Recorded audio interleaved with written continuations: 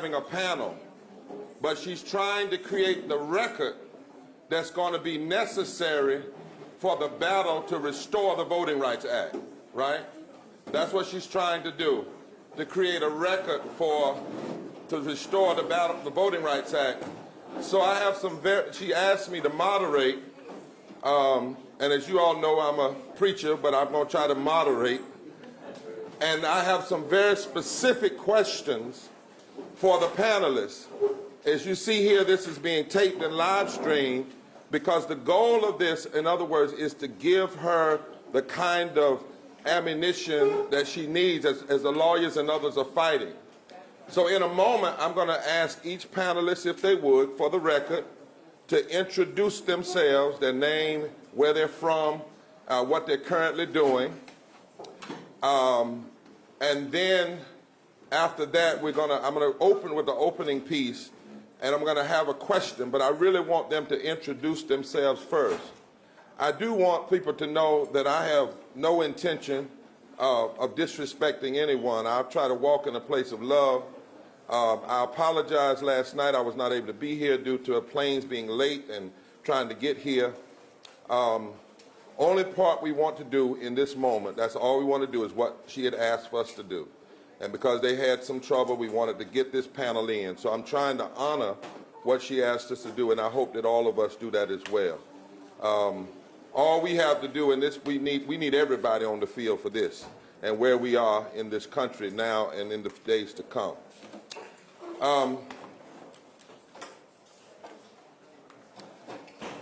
As co-chair of the Poor People's Campaign, a national call for a moral revival, we now have 41 coordinating committees in 41 states and over 120 partners, and we built from the ground up. The Poor People's Campaign has been built by people in all of these states. We went across this country talking to impacted people, not talking for them.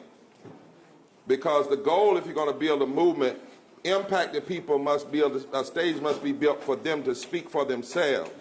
So it is with poor people, not for them. Poor people, clergy, moral leaders, advocates, and others.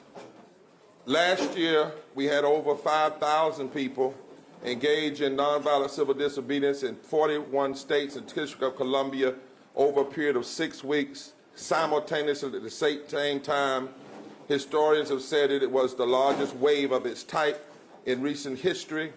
We had over 50,000 people engaged, 38 million people hit by Twitter, and over 1 million people on video to launch the campaign. And 25,000 people showed up on June 25th of last year to say they are a part now of the founding members of this part of the campaign. Right now, we're having hearings across the country. In a few weeks, we will have 28 bus tours traveling to the poorest areas in the country. Fire will be in Selma. The Alabama bus tour will be coming through here because one of our greatest battles in this moment is changing the narrative, because the word poverty isn't even used in the political sphere. So you can't even be in the transformation of policy if you're not in the narrative. And then on June of this year, we're having a PAC, PMAC. If the conservatives got CPAC, we said we needed PMAC, the Poor People's Moral Action Congress, and over 2,000 people will join from across this country for a Congress. We'll be demanding a hearing on Capitol Hill on 5 interlocking issues. Dr. King said 3, but we're not limited to that, because we said systemic racism, systemic poverty, ecological devastation and health care, and the war economy and militarism, and then the false moral narrative of religious nationalism. Those are the 5 interlocking injustices that only a moral fusion and intersectional movement can address, that is long-term. After that, we're also going to have a major C-SPAN piece where we're asking people that will be running for president, including Trump, he's going to get even an invitation, to come. But they must come and listen first to impacted people. And then they will get a question from impacted people. And they must answer somebody. So it's no longer about them answering a commentator who says, what do you think about health care? We're going to have somebody say, I'm dying in Georgia. Yes. Because you didn't expand health care. See, that's a different kind of question when it comes from somebody impacted. And then we have one more big announcement I'm going to wait until June to announce.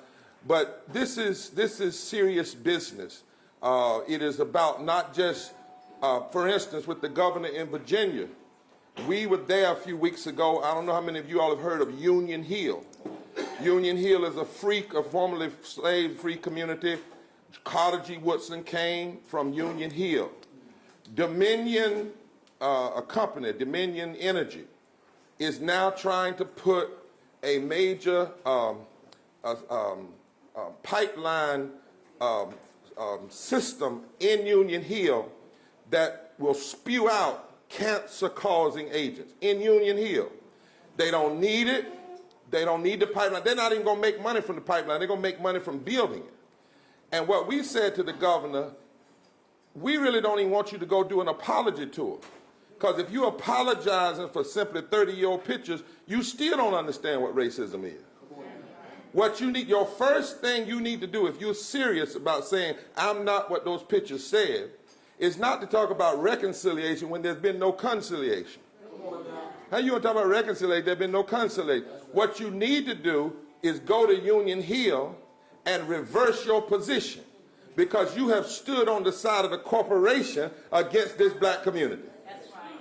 And then, as Jesus said to Zacchaeus, if you really want forgiveness, go back and restore what you have taken from the people. And then we can have that. So this is serious business. Let me start by just asking each, was that mic working? There's no. Oh, it's for the camera. But Okay, everyone, so can y'all all use your preacher's voice? Because I know you got one somewhere down there. yeah, everyone's And speaking just that give your mic. name and who you represent, if you would. That mic is for the live stream, so everybody needs to speak into it. Okay, That's what they're all talking right. Yes, sir. Starting with you. All right, I'm Pastor Kenneth Jonathan Glasgow, the founder of the Ordinary People Society, the Brother Child Project, co-founding creator of the formerly incarcerated convicted people's movement, and our whole matter. All right. I'm very glad to be here and look forward to the discussion. Thank you, sir. I'm Joe Drayton, president of the National Bar Association. We represent black lawyers across the country and globe. Hi, good morning, everyone. My name is Holly Fuller, and I am from Los Angeles. I'm the chair of the Women of Concerned Black Men. We mentor young African American males and females in South Los Angeles. Yeah. Good morning, everyone. I'm Marcia Johnson Blanco, and because of Barber Arnwine, I'm the co-director of the Voting Rights Project and the Lawyers Committee for Civil Rights Under Law. That's right. My name is Richard Franklin. I'm from Birmingham, Alabama, down the road, and I'm president of Birmingham American Federation of Teachers. Hi, good morning, everybody. Buenos días. Mi nombre es Sarai Portillo with Alabama Coalition for Immigrant Immigrant Justice. I'm the executive director. Hi everybody, my name is Isaías Guerrero and I'm the Southern Regional Organizer on Immigration for a coalition of 44 immigrant rights organizations, originally from Colombia, undocumented and unafraid. Yes, sir. Greetings, my name is Brother Jumoke Fetayo. I serve as the Southeast Regional Representative of INCOBRA, the National Coalition of Blacks for Reparations in America. I also serve as Atlanta Male Co-Chair of INCOBRA. Good morning. I'm Tamika Mallory, and when I'm not being the co-president of the Women's March, I work for Reverend Barber, Roland Martin, and Barber Arnwine.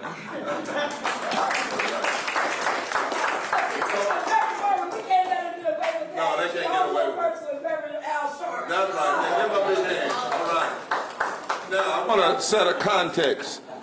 Let me say also, when we talk about systemic racism, because everybody now wants to talk about racism in terms of cultural racism, like words, pictures, and statements, because they really don't want to deal with systemic racism, institutional racism. And part of our work is to change that conversation. So real quickly, when we talk about in the Poor People's Campaign, a national call for moral revival, we say systemic racism the first penetration point is voter suppression. Then we talk about the treatment of our immigrant brothers and sisters, particularly our Latinos. Then we talk about mass incarceration. Then we talk about resegregation of public schools. Then we talk about the continued mistreatment of our First Nation people, who were the original, that started with them. Now, these are what we call penetration points, because what we want to say to folk is don't come to us all excited about some cultural racism that you just want to make the news and not deal with the continuing systemic racism, because you can actually never offend somebody culturally. You can never say the N-word. You can never have a picture and still be committed to systemic racism. In fact, in these days and time, and I might get some pushback for this, you can be black and be at least an enabler of racism. Right? Because on all the issues I just named, you choose to be on the wrong side of them and the wrong side of history. Right? So we want to be clear. Now, I want to raise this question from this narrative. I'm going to ask, and you all can choose which one of you may want to take a shot at it. Before Donald Trump, since 2010, we've had 26 states and all of the southern states, former slave states, to pass multiple types of voter suppression. Yes. Might write that down. 26. Because I'm trying to help us understand. If you think just moving Trump is going to fix everything, you 20, and this was it since 2010. Somebody say 2010. Because there are two issues I think we have to deal with on this vote matter. That's suppression of the vote and surrender of the vote. Yeah. The surrender part is on us. The suppression part is what's happening to us. Write this number down, 2076. 2076. Does anybody know what that number is other than the year 2076? That number is the number of days that the United States Congress has refused to fix the Voting Rights Act. Now understand this. June 25th, 2013, Shelby's decision came down, gutting the Voting Rights Act. On June 26th, the Congress could have fixed it. For 2,076 days, the Congress has refused to fix the Voting Rights Act. We called Strom Thurmond a racist, and he only blocked the Civil Rights Act of 1957 for 1 day. Did y'all get it? But this Congress, Boehner, Ryan, McConnell, have entered into interposition and nullification, as Dr. King would say, for 2,076 days. At the same time that the South and the change in population is exploding. From 2000 to 2010, the non-Hispanic white population grew at 4%. The so-called minority population grew by 34%. In 2000, the South was 34.2% people of color, and that number by 2010 jumped to 40%. 40%. Which means that people of color alone in the South now represent 40% of the population. Every state has passed voter restriction, and be careful not to just say voter ID, because that's not just what they're doing. They have curtailed early voting, made it harder to register to vote, introduced voter IDs, introduced racialized gerrymandering. And interestingly enough, when it comes to those who get elected through voter suppression and racialized gerrymandering, when they get in office, they block living wages, they block health care, they block housing, which mostly hurts in numbers white folk, in terms of raw numbers. It hurts a larger percentage of black folk. See, for instance, there are 140 million poor people in this nation, not that 39 million that they often tell us. There's 140 million low wealth and poor folk in America. Now, 60% of black folk are poor. That's 26 million people. But 33% of white people are poor. That's 66 million.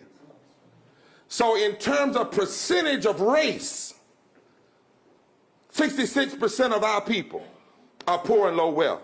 But in terms of raw numbers, there's 40 million more poor whites than there are poor black. And the irony of it all is that those who get elected through racialized voter suppression, once they get elected, they use their power to hurt mostly in raw number white people. That's right. Now, if that's the case,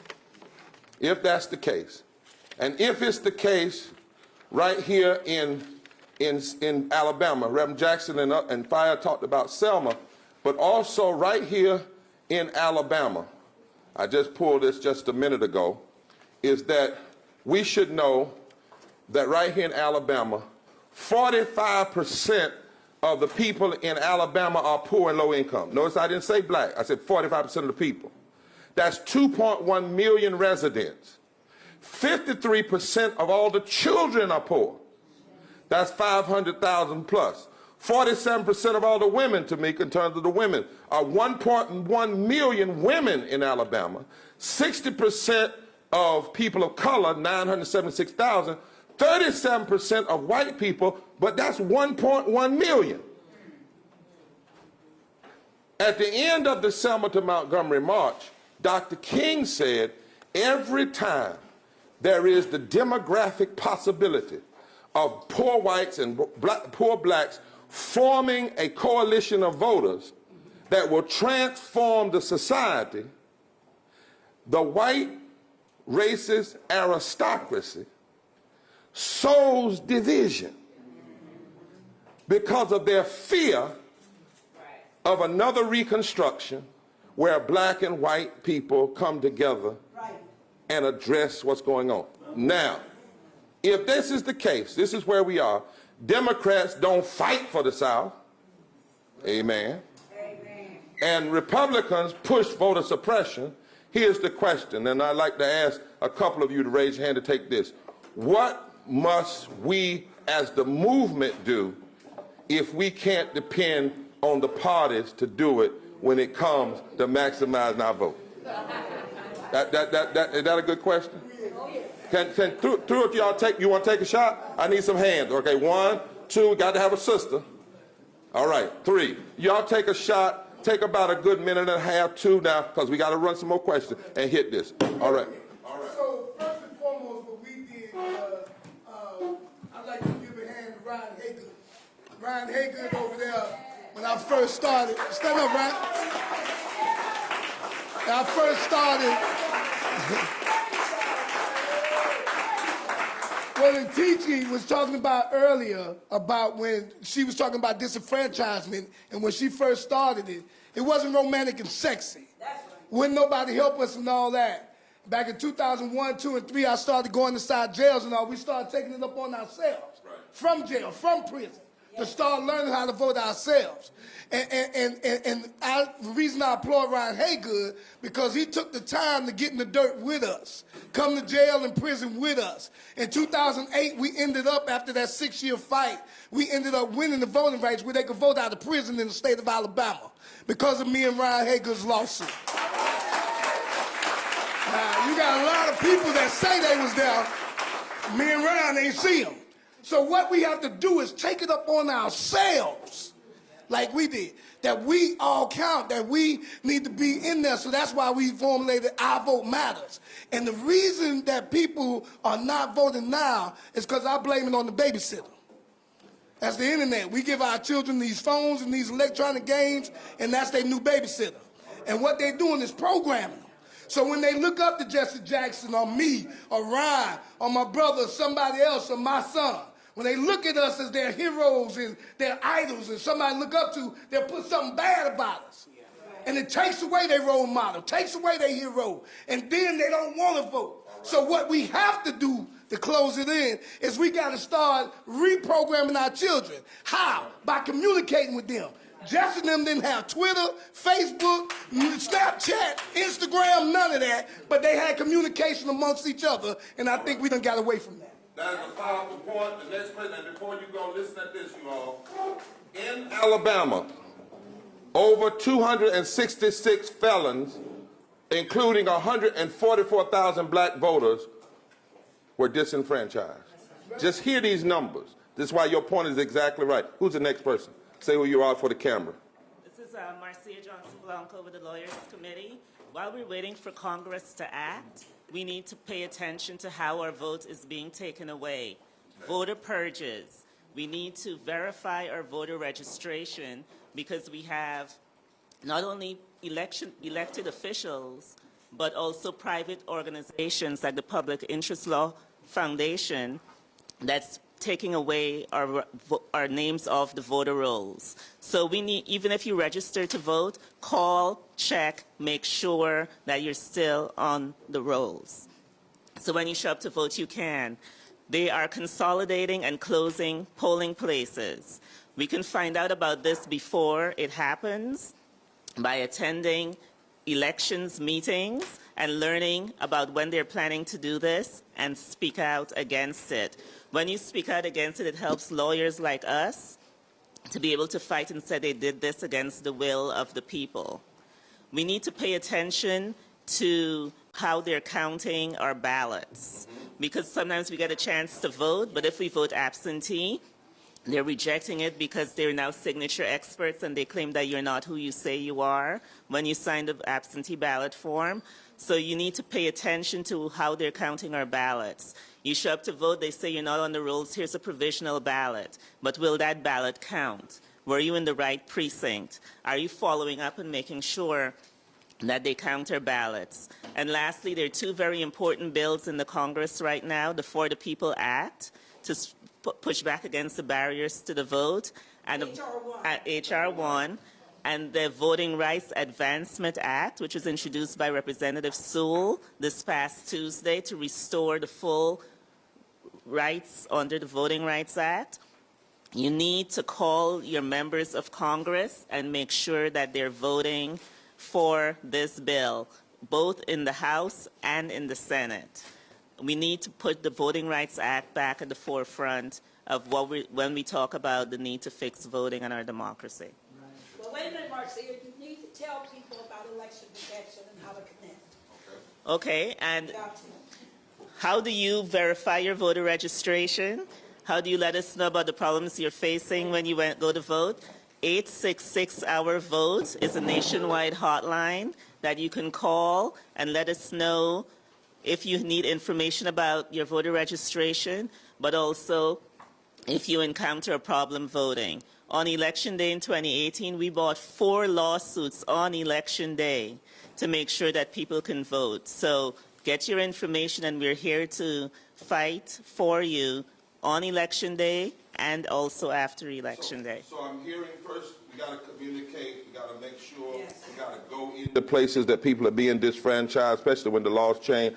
My sister is saying we've got to know the protections, we got to pay attention, but we also have to stay in the courts. Yes. So one of the things that come out of this hearing, our lawyers have to stay in the courts. This week we won a case using the state constitution in North Carolina. Now they didn't even think we could win in the state. It was a states' rights battle, and we beat them on voting rights, right? All of these southern constitutions have some stuff in there that people put in there in 1868 that haven't been litigated. Our forefathers and mothers were very far ahead. So the next, how should we be responding? And I'm going to go to Reverend. He asked, how should we be responding if these are the facts on the ground that I read earlier? What should we as the movement should be doing? Who was that last person? And then I'm going to ask another question. Was there one more person? Go. Yes, Go. No, right here.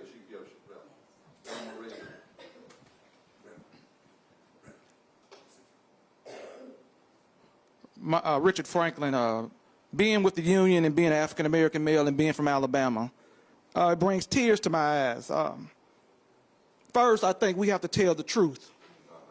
The Republicans and Democrats have never had our back. So we can start right here in this city that we're in. What if I told you that poverty in Selma is worse today than it was when they crossed the bridge? What if I told you that while we're sleeping and we celebrate, we're not organized? What I mean by being organized, in this room today, and this is what brings tears to my eye, I've watched Brother Roland Martin on TV. I've met him one time. I've met Jesse Jackson. I've watched him on TV. I've watched Rose Sanders and Hank Sanders put this program on in Selma every year. I've watched Brother Charles Steele, and I've watched Reverend Barber start a movement. The reason I say it brings tears to my eyes, before we start anything, we have to acknowledge who our leaders are. These are our leaders, and we have to put them in the room more often. And we may disagree on certain things, but if we go back to what we're celebrating, if this fight was going on with Dr. King and before Dr. King and before that movement, and we have it going on today, think about that for a second. As a union, people separate us. I'm a human being. I go to the store just like anybody else. But the union movement, what people don't know, when they crossed that bridge, Albert Shanker was giving Dr. Martin Luther King a check. When they were putting the kids in jail in Birmingham, they were giving them a check. What I'm saying is we have to be organized. When it comes to the younger voters, we have to meet them where they're at. The first thing we got is teach them the importance of voting. This is going through social media today, so we're making a big change. But we also have to let our young people know who the individuals that I name right now, they are our leaders in our community. Some of us like some and some don't. I have to tell the truth. But they are our leaders. So first we have to tell the truth. We all suffering if you live in the inner city, in a rural part of anywhere in this country. But the very city that we sit in right now, just Google it. Don't take my word. The poverty rate and what's going on in Selma right now. But I tell you, go back to why we got to organize. It is my belief, studying the history being from Alabama, that in cities such as Selma and Birmingham, certain parts, what they did was in Selma, the state of Alabama decided not to send any money to Selma. And if you talk to the people since they crossed that bridge, what money have the state given Selma?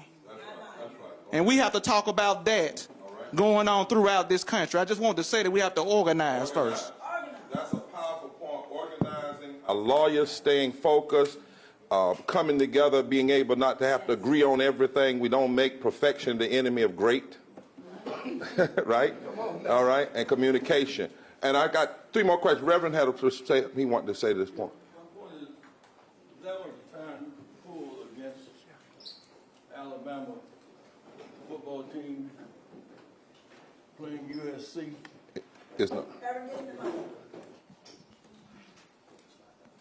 That was the time you pulled against Alabama playing USC. But now Alabama got 3 black quarterbacks lined up and USC has none. Things have changed. I'm trying to say that if you put the question of summary, Brother Barber, Republicans push us off and Democrats ignore us. You say that was the difference. There's a difference, y'all. Yep. Democrats is Maxine Waters. It is Marsha Fudge. It is 55 African Americans in the Congress. It is 38 Latinos and 20 Asians, 100 plus women.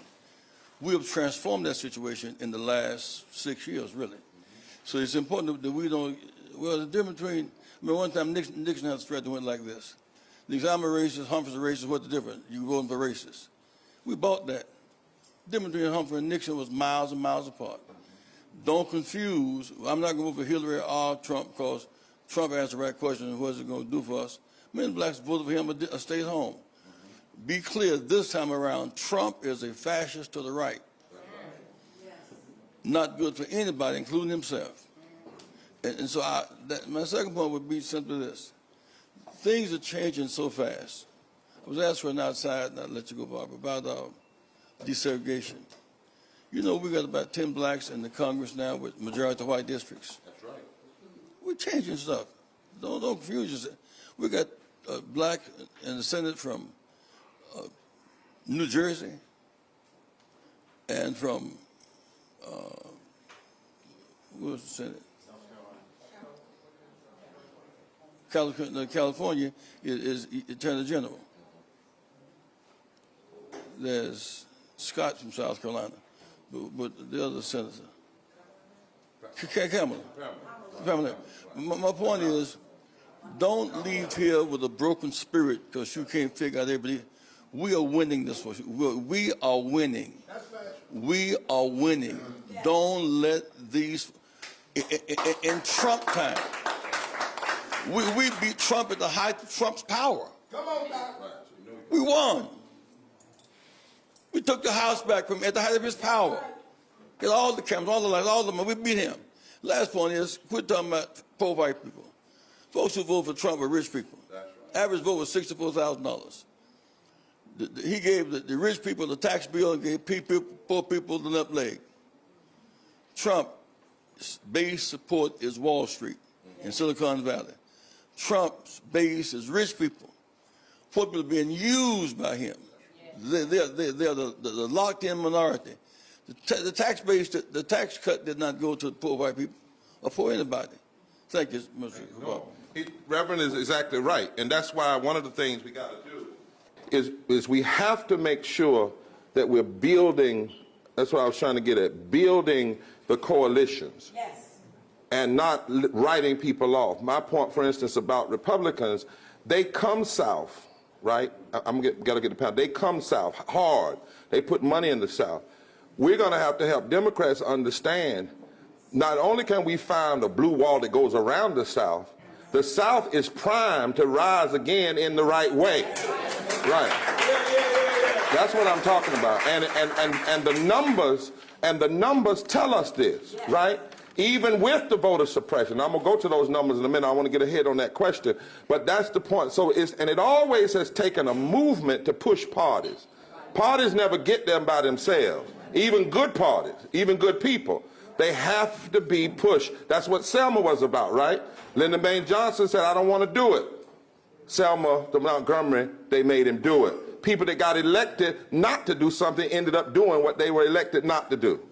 And that's the point I wanted to raise with that question. Let me raise this question in light of we said 2,076 days since the passing since Shelby, and they blocked fixing the Voting Rights Act, and now we have the Democrats, at least in the House.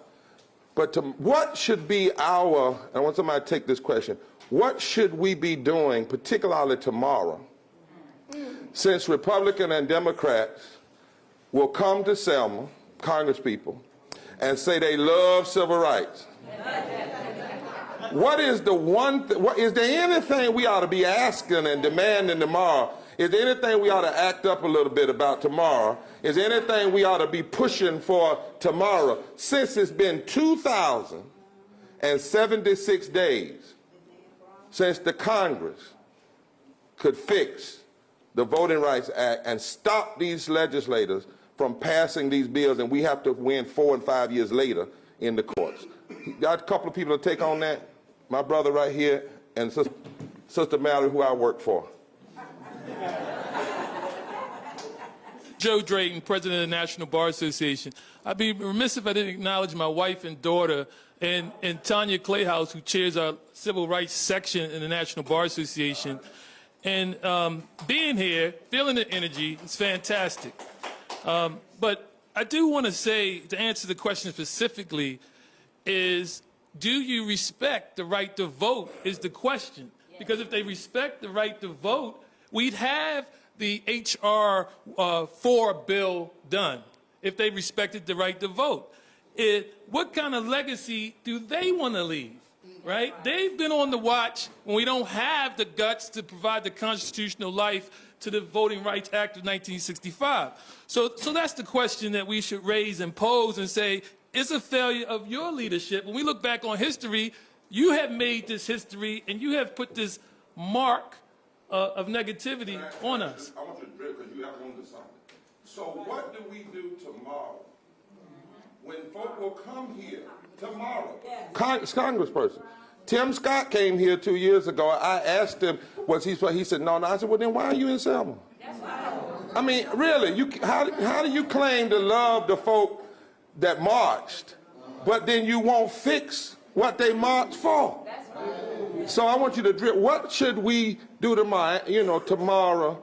And since they're going to be here, and they're going to sit in the church, and they're here now. Against the march tomorrow. Right. Let me let him. I want the panel. I got you. Yeah, go ahead. Let me say this. I think what we can do, and I think it will resonate, is to ask, do you respect the right to vote? Is this the legacy you intend to leave? How can we help you get the ball over the finish line? That's it, in my humble opinion. There may be other things, but if we do those things, they'll resonate. You're the conscience. The lawyers are the tool. And the one thing I want to say is we're going to, at the National Bar Association, we're going to double down. We're going to educate our lawyers because we need educating. We're going to shame our lawyers a little bit because we need a little shame, right? Because we get sidetracked. But then we're going to send them into the community, and we're going to have them further educate the citizens. And we're going to ask the citizens to educate the lawyers and bring them back to the table because my mom, my dad, my aunt can motivate me to do more. And so that's one thing we're going to do at the National Bar Association. Sister Mallory. All right, now.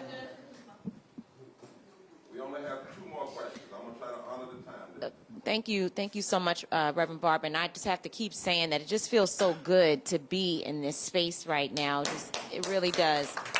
You know, I think I may come at it from a different perspective. I think we're just a little bit too nice. And I also think that the direction is warped because we're talking about today what we ask tomorrow rather than us having this kind of conversation as we're leading into these moments so that we know when people come, if it should even be allowed, first of all, to walk with us.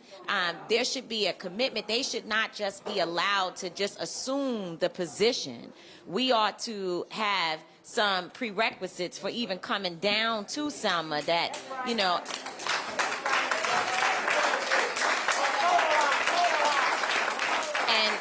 and perhaps that means we all need to stay up overnight and go to Roland's room and organize what that looks like. And I mean, I'm serious, so that when people get here, we don't allow them to have a ceremony, because what they're doing is taking pictures and they go back and put it on social media.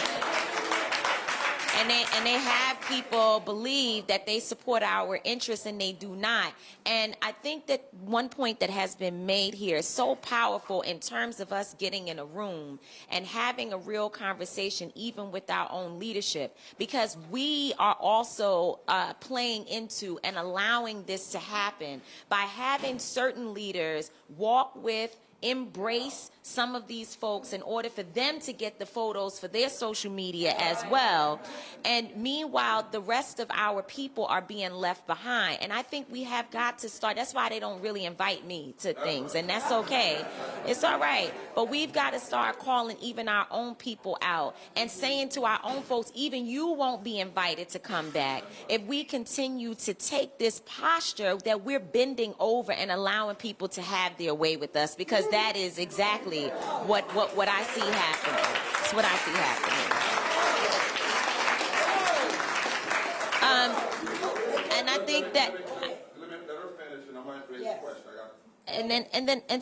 I think that, you know, just to kind of go back to the other question that was asked about what we should be doing, you know, I think about when we were registering voters during or not just registering, but also trying to get out the vote during the midterm elections, and the Women's March had a bus, and we took some white women that have never done this type of work with us to the hood all over this country and got them to see and work with and talk to our folks that when they open up the door to their apartment, it's scary what you see, you know, and that's where we wanted them to go, into the belly, so that they understand exactly what our people are dealing with.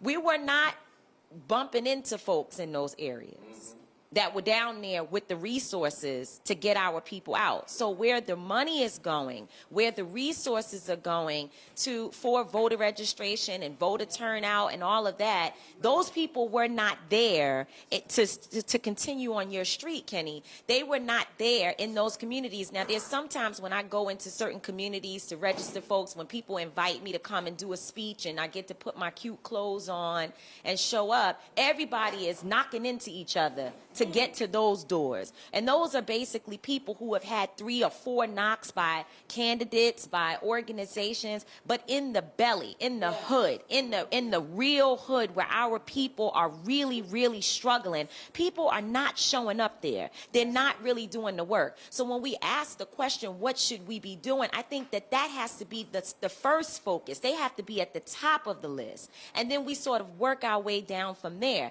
It's ensuring that we center the most marginalized people in our communities, because even our movement as black folks who are organizers is too elite for some of our own people. It's too elite.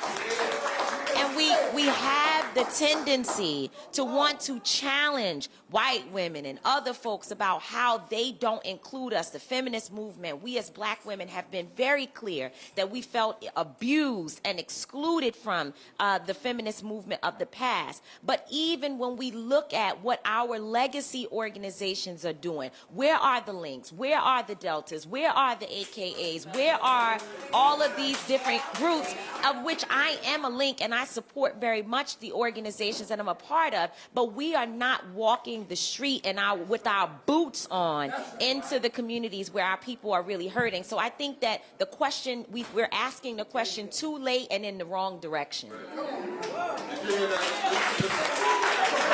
Too late. Listen, too late and in the wrong direction. So if you know something is coming up, what she's saying, and you know people are going to come and use it, that means it's set. They're going to come every year and use it. It's like somebody's going to go down to your grandmother's grave and desecrate it, and you know in advance. You know in advance. You know, I was kind of, that's why it was strange to me when I got put out of the church here on a Bloody Sunday for challenging a Secretary of State in Alabama who basically said that his push for photo ID was in line with those who marched from, and I was told, you know, we got to let everybody speak. No, we don't. I mean, well, yes, we do have to let them speak, but we can challenge the lie, and especially if it's right in our own house. And so that is, Jamaica, that is a powerful point. Also, I want to raise now this question out of that, because one of the things, even with the Poor People's Campaign, when we started organizing, we said we were going in the country to get among poor people and bring in the room with advocates and others to build from the bottom up. There were organizations that criticized us, said, why you didn't call us? And we said, but you should be happy that we're calling on the people. It's not about top down, it's about bottom up. Nothing really has ever changed from DC down, it's changed from Selma up, right? From Birmingham up. Here's the next question I want to raise. And somebody be ready to grab this. I want to give you some facts. In the southern states, the former slave states, there are 57 million poor people. 57 million poor people. 52 million poor people. 24 million of them are white. 24 million of the 52 million are white. There are 13 million uninsured, and almost every southern state refused Medicaid expansion. You hear what I said? There are 13 million. In Alabama alone, I'm trying to get this stuff on the record like you asked me, Barber. She said, get it on the record. All right. In Alabama alone, 420,000 people were uninsured. In Alabama alone, 36.4% of your census tract is unable to afford water.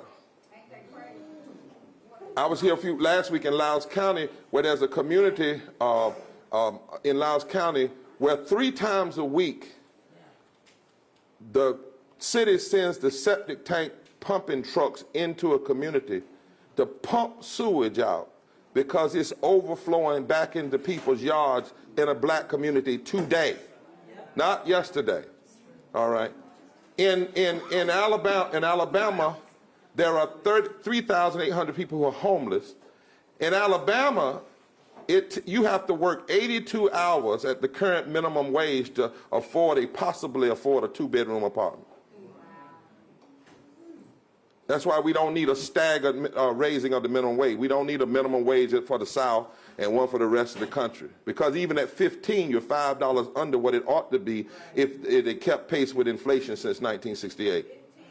Right? Now, 948,000 workers make under $15 an hour. 51% of Alabama's workforce makes under $15 an hour. That's the 7th highest position in the country. In the country. Now, 105 veterans make less than $35,000 a year. 27% of Alabama's veterans. Now, you put that in check. I want you to hold it. You got 52 million poor folk in the former 13 slave states. 24 million of them are white. 24 million of them are white. All right. If you look at the eligible voters in Florida, Georgia, Mississippi, North Carolina, and Texas, the total number of voters was 56.8 million. The total number of registered voters is 44.7 million. The number of people that voted was only 44% of the registered voters. So 56% of folk already registered. You don't have to do nothing. They're already registered. Did not vote. If you look at these states, South Carolina, Mississippi, Florida, Alabama, Georgia, Louisiana, Texas, Virginia, Arkansas, Tennessee, Delaware, Maryland, Missouri, and North Carolina, 1.598 million black voters that were already registered did not vote in 2018. Let me go down a little bit further. Stacey Abrams didn't lose, but was cheated by 60,000 votes. 206,000 already registered African Americans didn't vote. Didn't vote. Now, you heard Tamika say something we have here. One of the things parties do is they determine turnout by where resources go. That's right. And what I was saying is neither party, I know the difference, but neither party, well, the Republicans put resources in the South. Yes. Why? Because if they can hold the 13 former Confederate states, they control 176 electoral votes without, off the bat, which means they only need 94 electoral votes from the other 37 states to control the presidency. They can get 176 of what they need to 270 from just 13 of the former Confederate states. Do y'all hear what I'm saying? If they can just control 13, they get 176 right here. They get 33% of the United States House of Representatives. They get 26 members in the United States Senate and only need 25 more to have a basic majority. The battleground is here.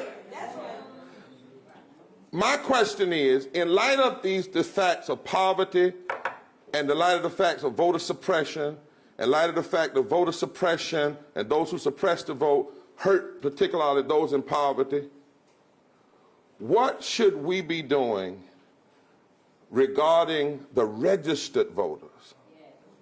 And what should we be demanding in terms of resources for the registered voter? Because if you add to that the Latino vote, right, and a progressive white vote in the South, that's a whole new majority, right?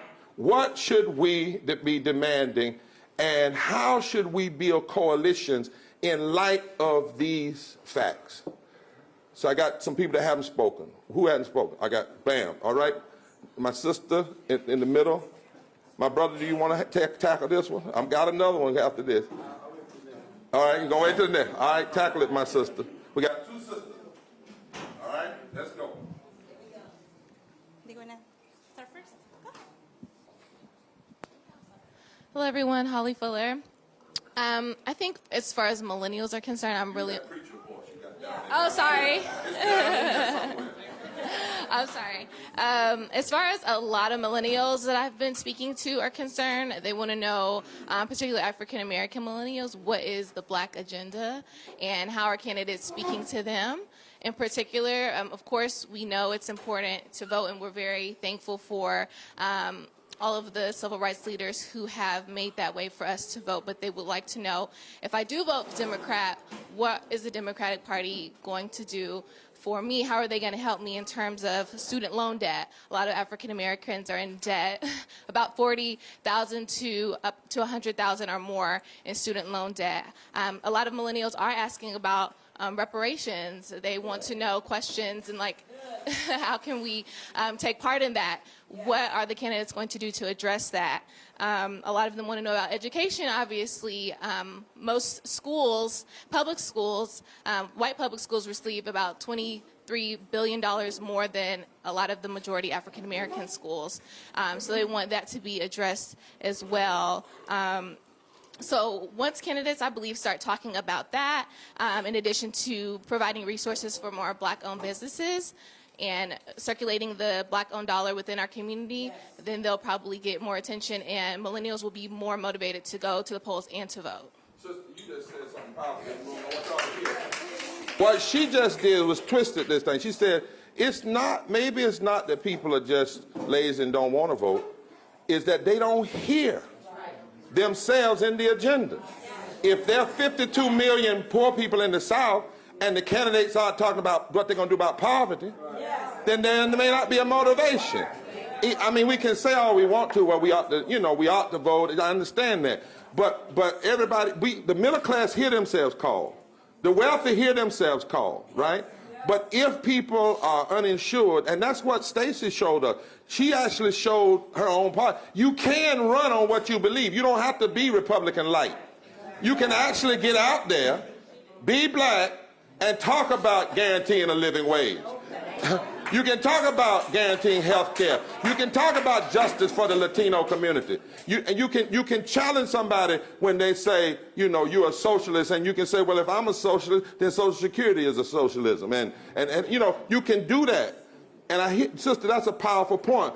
We must have a movement, and that's what we're trying to do in the Poor People's Campaign. I'll talk to you about that later. That's just setting an agenda and saying, if you want these folk, everybody else says, put me in the platform. Right? That's what everybody else said. Even Trump, when he won, what did he do? He said, you got to change something in Russia in the platform. Platform, platform, platform, platform. Right. And what you are saying is, if these are the facts, then somebody must speak to them, and they can't merely tell us, well, if you just help the middle class, it'll be all right. You can't do that. And you can't tell us you just went to Selma. Now, we're not dumb when it comes down to voting. We know the difference between voting for a faction and whatnot. But if we're really talking about not just saving parties, but saving this country, we gotta demand that. Who's my sister? My sister, go ahead. All right. Hi, buenos días. Again, Alabama Coalition for Immigrant Justice. Thank you. I know I have a really smooth voice. So first of all, let me say that how privileged I feel right now. Right now, I have sharing the room with Fela Rose over here. I'm sharing the room with Reverend Barber, with Jesse Jackson. I mean, what else can I be asking for, really? I'm super, super happy, super excited about to be here because of the civil rights movement. I'm here, right? I'm speaking out, and that's why I'm here. So I just want to mention that I'm from Mexico City. My story about immigrating, it took like 15 years now. So I waited 5 years to become a resident and then 10 years to become a citizen. So you can imagine how hard it is for our community to really follow the right way, right, to come to the United States, or just to become a resident or to become a citizen. So that's why it is really important for us as a community to visualize ourselves in a state of Alabama that many of the issues are pretty much black and white. But we understand that. We understand that we are coming by the numbers, and we are visualizing ourselves little by little, right? Making contributions, working, being just here, right? So that's the way that we work. We work about challenges, and we work a lot on leadership development and how to bring those challenges and bring those conversations together, right? As a black community, as a Latino community. And one of those issues that connect us is detention centers, right? Jails, right? Incarceration issues, right? Connect us with the black community. So our work as Latinos, we need to build alliances with the African American community, with the faith community, and that's pretty much why we're here too. If you remember HB 56 in late 2011, right? Was because of the force of the African American community that really was uniting with the Latino community that we were able to knock down a little bit of the harsh pieces of the law. We still have that law in effect, right? Just I want to remind everybody that, right? And at the same time, we are suffering the effects of white supremacy. For us, we know white supremacy as the colonization in Latin America, right? Yes. So that's the connection that we need to do among our communities, how white supremacy has done in this country and how we were affected by our colonizers, right? Because this country was colonized by maybe England or wherever. We were colonized by Spanish people, right? So we need to make those connections in order for us to really unite and fight together, right? Because we need to also understand what this systemic racism is doing among ourselves, right? And how our community also sometimes clash to each other because of the system was designed for that, right? So, okay, so going to a strategy, civic engagement is one of our main strategies, right? So we do voter registration. What we know is that we have mixed status families. That means that we can be citizens, we can be residents, or we have no status in our home, but we can mobilize. We can use our voice to really mobilize, educate voters, and register new voters too. Latinos are becoming also really noticeable. Young folks, right, are going to be eligible to vote, and we are going after pretty much our Latino community or young folks, not just Latinos, right? African American, white folks, poor white folks, right? We also mobilizing the community. So, anyways. Say that again. White folks, brown folks. Everybody. And we're trying to do Canvas teams, like bilingual Canvas teams. So if you're interested, we haven't really been that successful about it, but it's because we have to have bilingual teams at the same time. But if you are interested and you want to become one of those super volunteers with us, if you have the power of being bilingual, also just please let us know, and we can, walk in those neighborhoods, because people, don't go if you don't see your representation on the streets. So we here, please reach out, and more than glad to be here. Thank you. So let me make a point. Give me a hand. So I just heard a Latino sister say, I have to use white supremacy too. Right. And that's a critical point. If we're going to build and understand this, the coalition, we cannot see voting rights as just like the black issue and nobody else speaks to it. They have to understand the intersectionality between the same people that are against voting rights are against immigration reform. If you watch their vote, same people against immigration reform are against health care for all. Same people against health care for all are against public education. If you check the votes, the same people against health care reform are against the LGBTQ community. So one of the things I like to say is they are cynical enough to be together. We ought to be smart enough to come together. You see what I'm trying to say? We got to be real, real careful. Now, I want to get to this question, and Meek, I'm going to come down, because I want to put a couple of things on the record historically.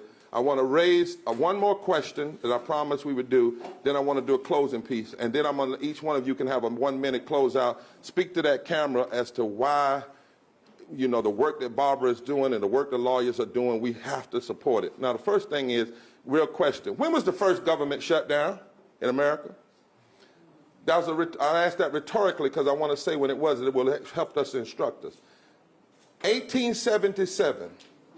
Was an election, it was only been 3 of them, when a person who lost the popular vote was given the presidency. Yes. 1877, 2000, and 2016. That's the only time in history, 3 times. And all 3 of them were bad. Rutherford B. Hayes, Bush, Jr., whatever, and Trump. Now, 1877, Rutherford B. Hayes was given that if he would pull the troops and the protection, and as Tamika said, the resources out of the South to undermine the ability of black and white poor people getting together, because it was black and white poor voters that made the Reconstruction work, changed this country. 1879, a black man from the South named Blanche Bruce, was elected head of the United States Senate.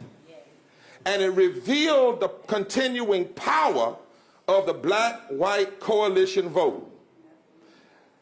The Southerners of that day, that wanted to go backwards, decided on the appropriation bills that they would attempt to put voter restrictions on the appropriation bill, called them riders. R-I-D-E-R.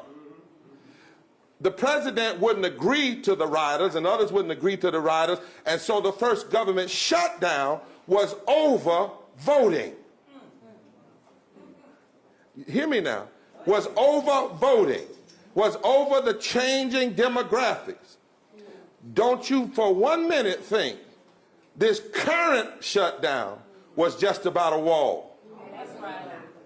It is about the fear of a black, brown, white coalition because of the changing demographics. And it was an attempt to show the power, right, of white supremacy. And we got to understand this history to know what's going on right now. Now, having said that,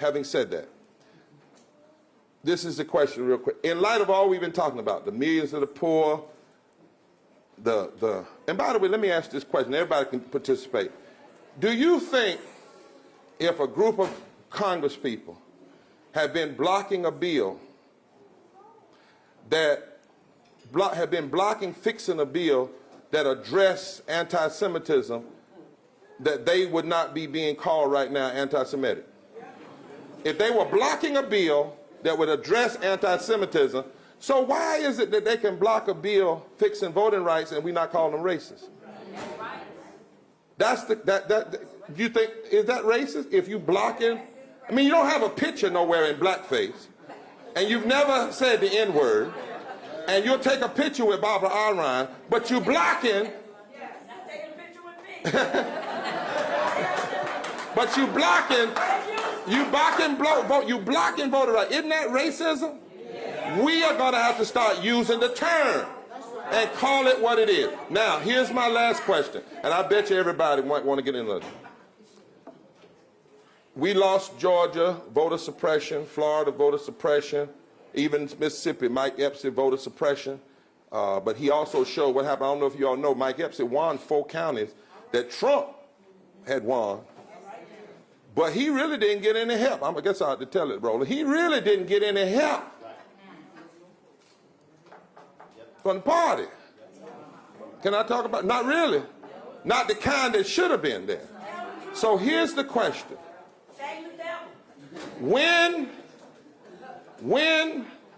and I applaud them, when governments, Mike Pence, governor and others, North Carolina HB1, attack the LGBT community, Q community, corporations speak up.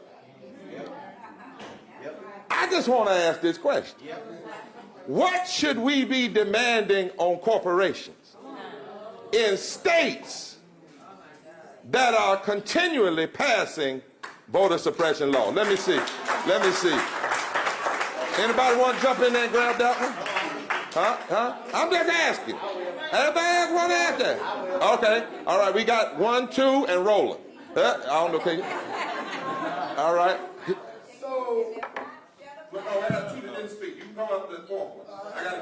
Okay, so thank you.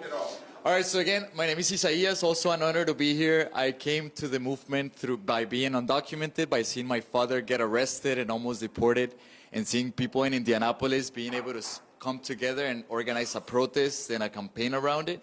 So that's how I came into this in 2005, so it's amazing to be here.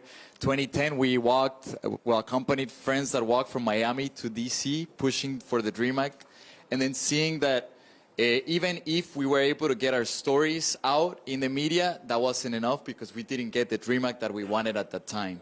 And so what we learned is, connected to how do we build power locally, is, for example, ALEC, right? ALEC is American Legislative Executive Council. They're responsible for pushing the most anti-poor, anti-immigrant, LGBT workers legislation all across, and we saw a wave of that in 2010, 2011, affecting around 15 states that pushed anti-immigrant legislations all across the U.S. So how do we do that? First of all, it's our pocket, right?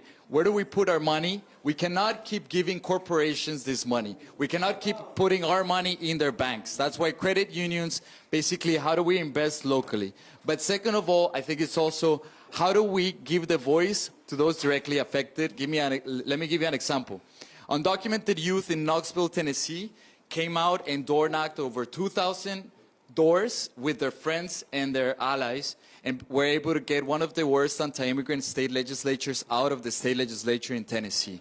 This happened also in Arkansas, where now undocumented youth and their families and allies were able to go and door knock all across Northwest Arkansas, and now have an ally in the state legislature that is pushing for pro-immigrant policies. So I think it's focusing at the state level, where we're able to actually get our voices out, where the difference of votes are 2,000 to 5,000 votes, and really being able to create pro-immigrant, pro-black policies, and both advocating for each other, like Texas Organizing Project did in Houston, where they elected 17 black judges that understand what it means to be able to advocate for black and brown people, and that are really going to be able to fight for us, and that we're going to be able to hold accountable. And I want to push you a little bit. I want to go get to my question. And you know, and folk may not want to answer it, but I want to get to it.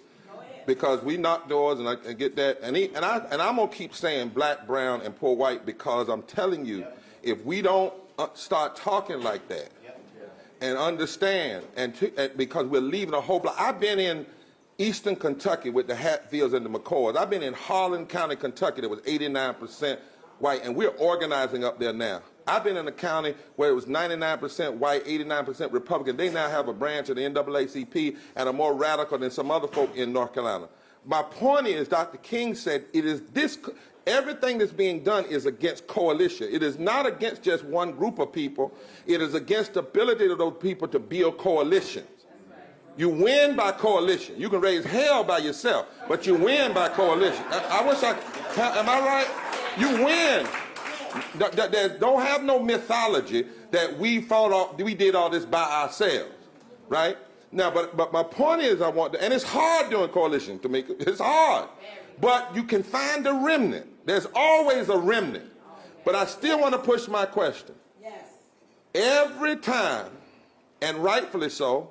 You know, I was consecrated bishop by a same gender loving bishop, Bishop Flunder. So I'm real clear. But every time the LGBTQ community is attacked, corporations join them, right? State laws, whatnot. I'm asking the question: what should be our demand on corporations in states that continually pass racist voter suppression laws? What should be the demand on those corporations, right?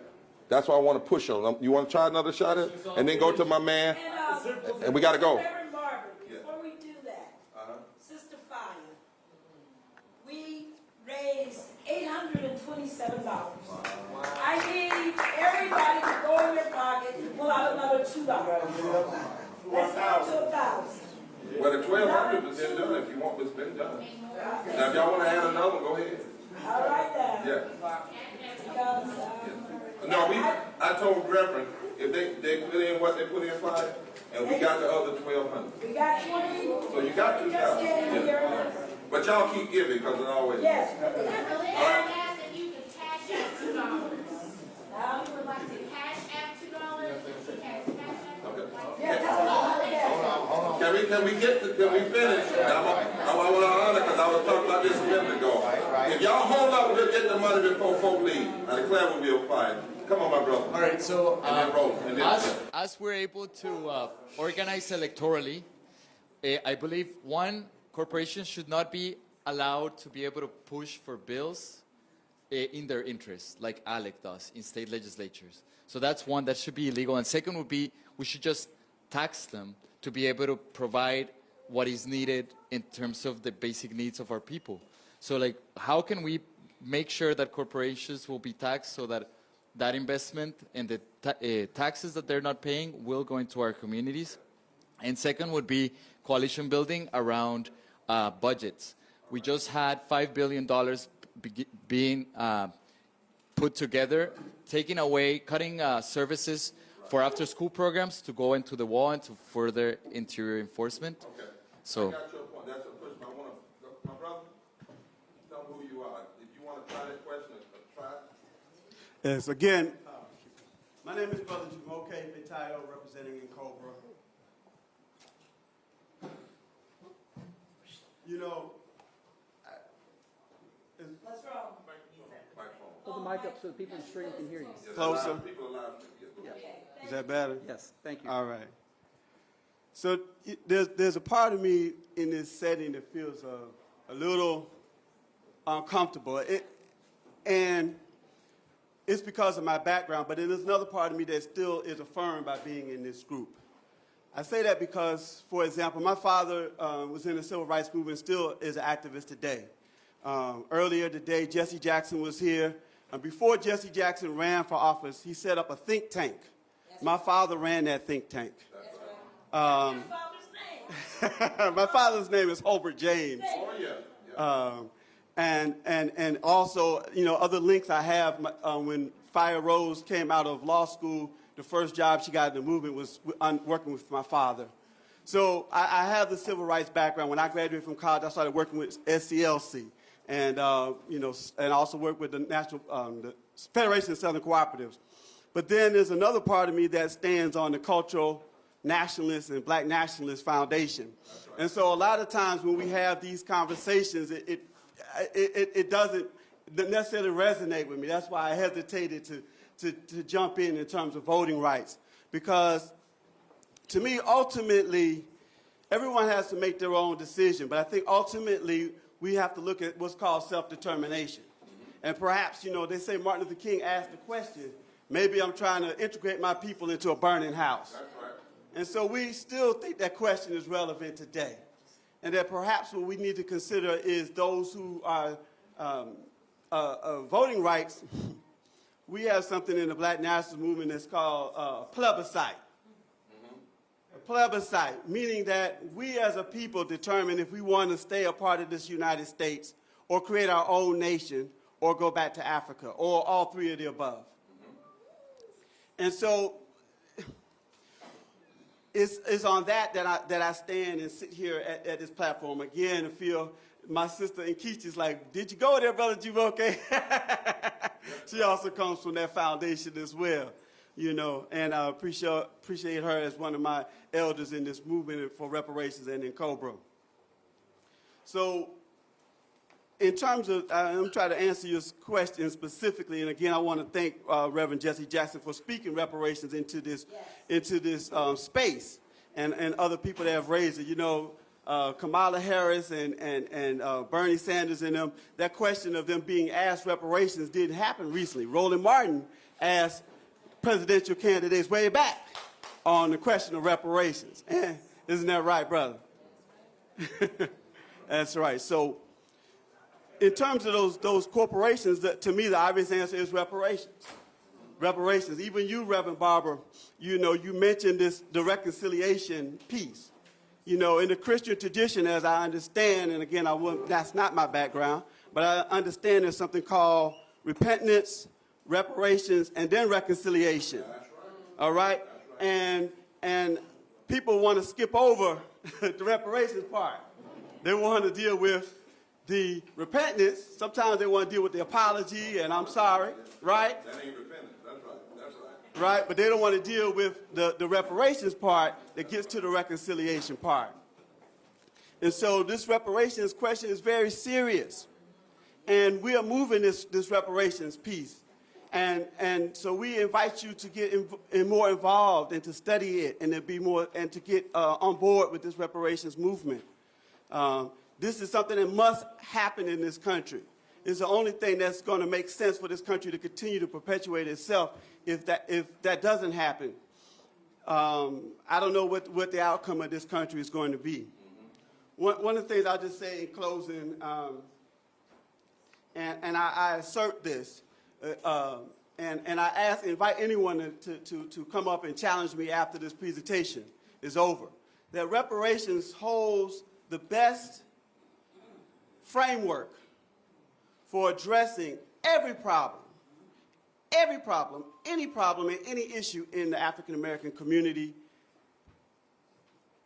comprehensively, holistically, and this is for you, Reverend Barber, systematically. Well, you know, as a nation, we really do believe in reparations. We just call it bailout. I mean, we do. We said, this country literally said, even if you're a bank and you did some crazy stuff and you stole from people, you are too big to fail, right? And what we're going to do, they didn't call it reparation, but that's what it was, right? We're gonna give back, we're going to restore, bring you back, because you're too big to fail. And the larger question about all of this, if businesses and banks are too big to fail, surely human beings are too made in the image of God to be destroyed and to have violent policies delivered on them year in and year out. So, and I'm gonna go back and I'm gonna push this. Roland's gonna push it on this. What we people are doing this, Roland. They're coming in. We see it. They're passing these laws, and Georgia just had. Should we expect anything? Should we be demanding anything from these corporations? So what you?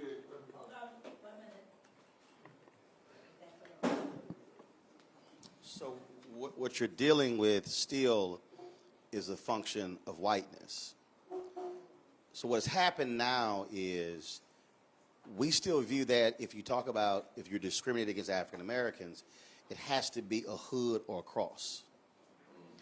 So now, so let's take North Carolina. North Carolina passes a bill that, first of all, was not solely about transgender bathrooms. Right. The same bill actually prevented cities from actually, city of Charlotte, from addressing the issue of a $15 minimum wage. So that's often overlooked in that particular bill. But understand what happened. The NBA pulled the All-Star game from Charlotte, from North Carolina, because of the bill. But the All-Star game, I was there 2 weeks ago, that was in Charlotte. The same legislature passed an onerous voter suppression bill. But you did not have the same reaction to the bill. So what also has to happen is, and we have to deal with this, we also have to call on white LGBT folks to say, if we were standing with you on a bathroom bill, then you have to reciprocate and stand with us on issues that we consider important. When I went to North Carolina, when they tried to basically do away with a bunch of the HBCUs, I literally said to HRC, where are y'all on this issue? Because you were actually black legislators to lead on that. And see, this is where we have to be willing to call on other folks to say, if I stood with you, will you stand with me? And we have to be willing to actually say that voter suppression to black folks is the same as a transgender bathroom bill. Look, the Supreme Court already said there was a laser-like focus targeting black voters in surgical in North Carolina. It was there. They said it. So we have to be willing to say that issue for us rises to the same level as other folks who say that transgender bathroom bill is wrong. Corporations respond to public pressure. And unfortunately, we are allowing corporations off the hook because we're not saying that this bill is so important to us that if you don't say something, then we are going to also pull our dollars from supporting your company as well. But we have to be willing to, one, be mobilized and organized to do that, because you can't have 3 people or 5 people go to a corporation and meet, and then you lay down the threat, and then when you turn around, like you have some black folks with Gucci, still walk into the store supporting them. That's right. So my brothers and sisters, on this question, all we're saying is we have to call it. My brothers and sisters in the LGBTQ community, one of the things they claim is this bill is a threat on my humanity. You know, voter suppression is also a sin. It's a theological issue. Let me tell you why, and I'm going to close this. Because the only people we give the right to vote, or we allow to vote in this country supposedly, are born 18 years old and naturalized in this country. We don't give the right to vote to pets, parakeets, and puppies. Only people. And in Islam, Christianity, and Judaism, people are created in the image of God, the image of the divine. So if you suppress my right to vote, then what you are literally doing is saying, I'm not human. You are suppressing the imago Dei, the image of God in me. And so that's why I think, Barber, one of the things we've got to start doing, I'm put this on the record, is we have to stop saying voter suppression and start saying racist voter suppression. We got to add racism to it every time we talk about it. Just like we would say homophobic, or just like, we gotta say this is racist voter suppression. This is not just voter suppression. This is racist voter suppression. The lawyers can check me. I play one on Thursday, so this is Saturday. But in the law, it's called disparate impact, which means it's not even, it doesn't matter what's in your heart when it comes to racism. That's not how you prove racism in the court. You don't ask about what's in their heart. It's what's in the heart of your policy, right? And so we're going to have to call it. We're against racist voter suppression, and then connect racist voter suppression to systemic poverty and ecological death and all these, and militarism, right?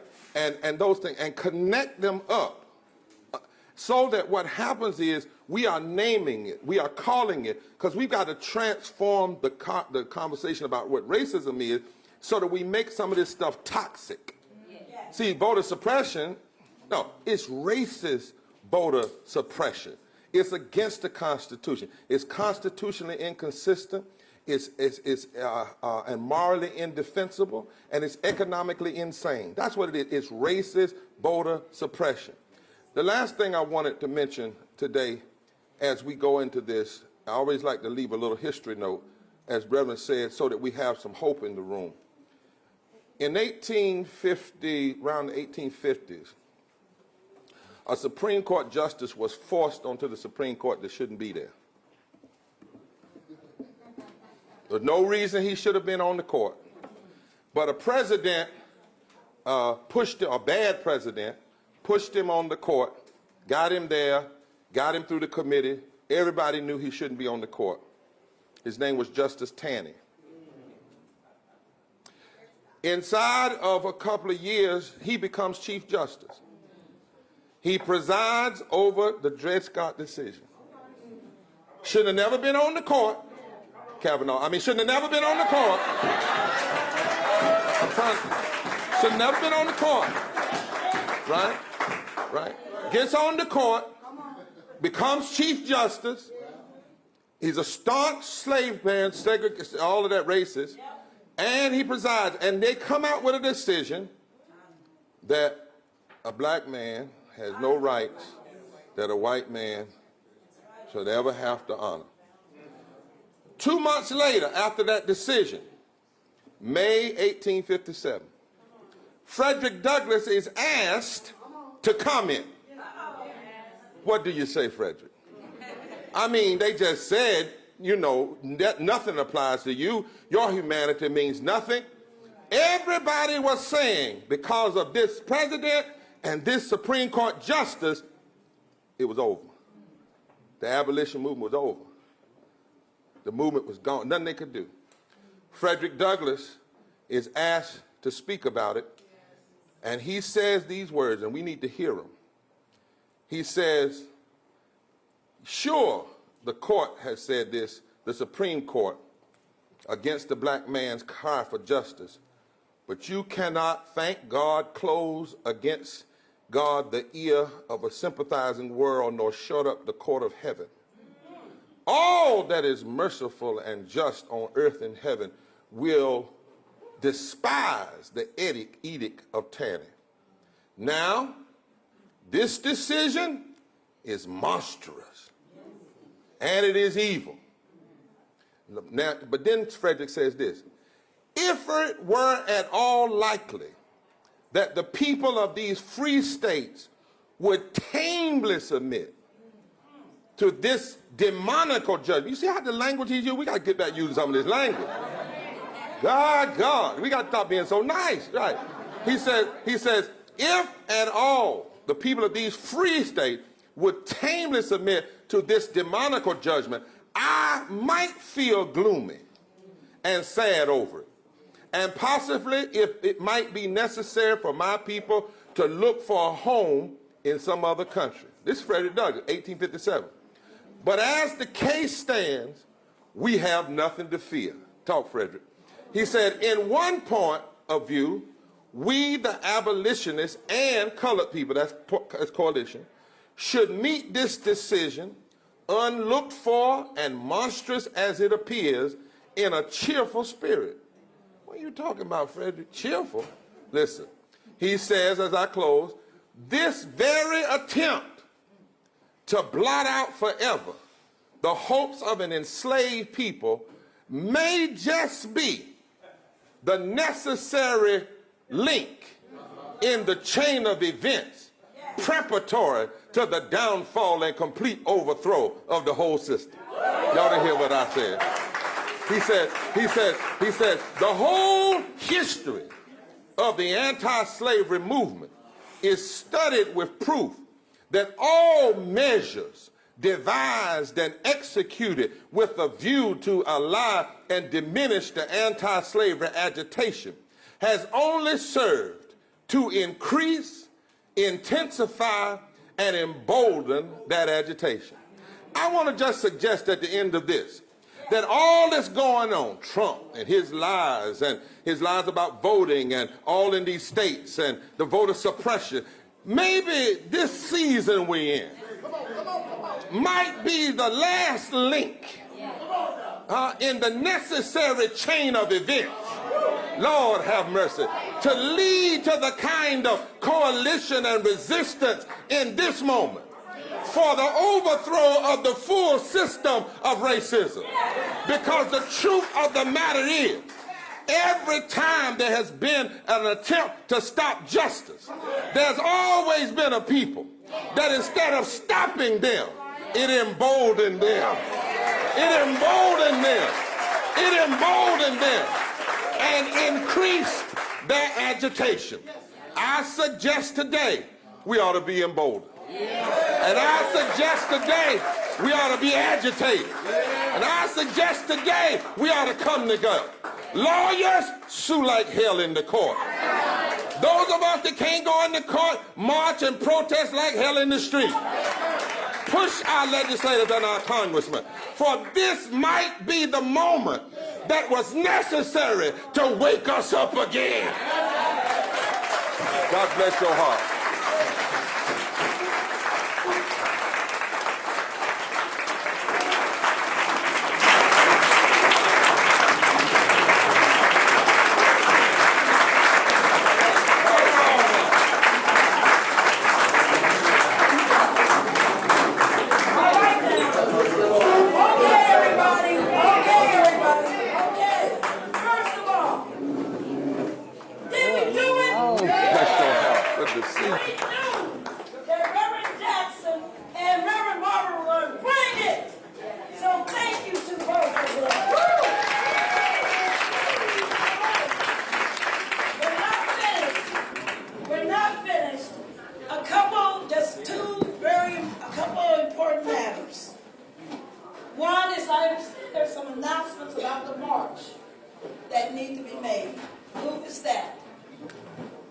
So the backwards march will be tomorrow. You heard Rose Sanders tell you, those of you that want to are going to be in the late hour. We're going to be doing the backwards march. We're going to meet up. We told you at 1:30, 2 o'clock, be there at the bridge. Please be there at the bridge. Those of you that want to participate. You will get your vest. You will get your banner. We'll do the backwards march, and then we'll lay down. You will get instructions there.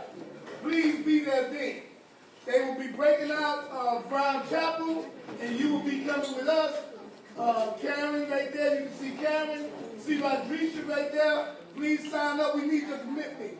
We don't need you just raising your hand because you feel good, and then walk out the door, and tomorrow you want to see a fresh shipment. We need your action. Okay. All right. Hold on, everybody. This is not your typical panel where you come, people speak, you get inspired. One of the results of this panel is that we are creating an action plan. So everything that the panelists have been saying, I've been noting, taking notes on. We already have a committee that has been working on the action plan, and we have a skeleton of it. We want you to do this. Write down. Hashtag lift our vote. 2020. 2020. Hashtag lift our vote 2020. I'm going to post the action plan there. The action plan is very comprehensive, and I'm going to overlay a lot of what the panelists have brought today in their presentations. And we're going to publish that for you. And if we can get it done tonight, because we already have done one version, we will have it out for tomorrow. Okay, hold on before we get to announcements. I know that Tanya Clay House, who is, you know what I love in this world? Tanya Clay House is a lawyer. She worked at the Lawyers Committee. And she is so powerful in voting rights that a coalition of foundations have called upon her to guide them and how they fund this movement. So Tanya Clay House got some words to say about funding.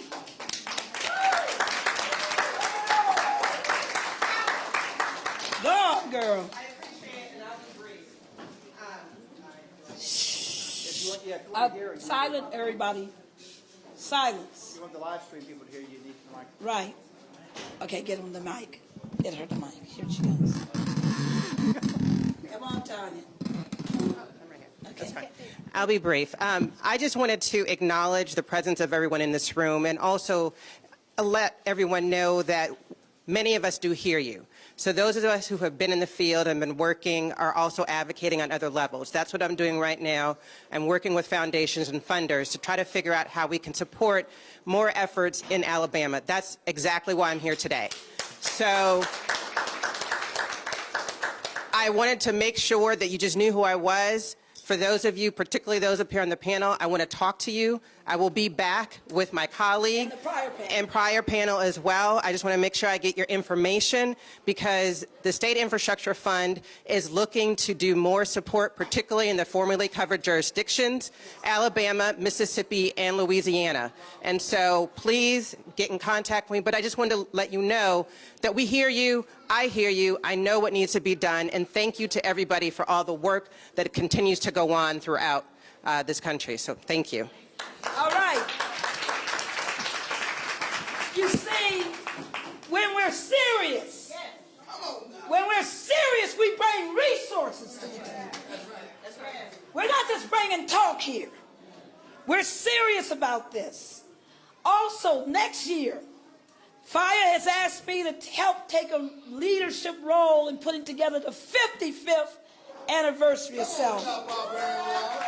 I need people who know how to work, who want to work, to join me in putting together the best, amazing program that we can, that will not only commemorate these moments, not only continue the moments, but take our movement to a whole different level.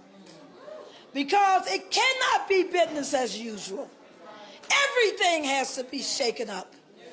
Everything has to change. We are at a dynamic moment of activism, and we got to lead it. The other thing I just wanted to say is mark this on your calendar, August the 3rd.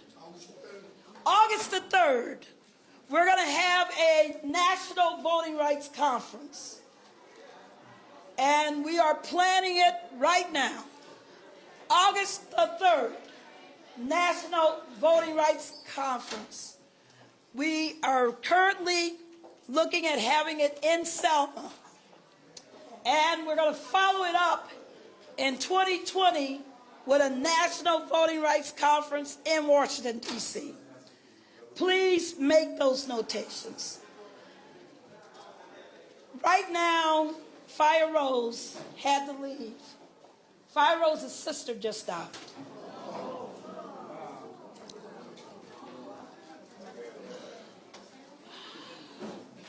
She's an amazing woman because she sat here with us for an hour knowing that. And I want you to understand why it is so important that we stand today. Not in the breach, but we stand in the moment to move it forward. That we are not only emboldened, but we know the work we got to do. So understand why it's so important that we support her with our best. So she has asked that we show a video that she really has her heart in. and that we show it today for all of you to benefit from. Now, to the panel. You've been amazing. Can you give your 1 minute right now? And for everybody in the audience, we have promised to allow you to ask questions. And I know there are questions. So what we're going to do is do a quick round of questions. And our panelist is going to finish their 1 minute. So quickly, anybody with a question, not a speech, I'm sorry, can't do it today. But if you have a question for this panel, if you need an urgently to please stand up, and I will call on you. Yes, my sister. Yes, I am Queen Mother Dr. Deloise Blakely. I'm the community mayor of Harlem and the ambassador of goodwill to Africa at the United Nations. What I will ask the panel to do throughout your deliberation, Queen Mother Audrey Moore, who carried reparations for over 80 years. That's right. She lived to be almost 100. So I say to you, in the question, raise up Queen Mother Moore when you do that, the mother of civilization for reparations. Thank you. All right, any other? Yes, right here. All right. Jay Mahan, Real Talk with Jay. Social media plays a big role in influencing voters, and it will play an even bigger role in 2020. There are a lot of Facebook groups out there promoting not voting or voting against your own self-interest. How do we overcome that as a people and turn some of those folks and people who don't vote, how do we get them active in the voting process without there being conflict, but with there being a relationship and joining together of understanding where we're going as a people? Right, and I hope people understand that when we're talking about social media, we're talking about those over 50,000 plus fake accounts that pretended that they were black, and when we traced them back, they went to Russia. Had hundreds of thousands of African Americans following them. So this is not our folks just talking trash to each other. It's people talking trash to us, and then we talking to each other. So I want us to think about this. And brother, thank you for that question. Yes, right here. Your question. I want to know, do you think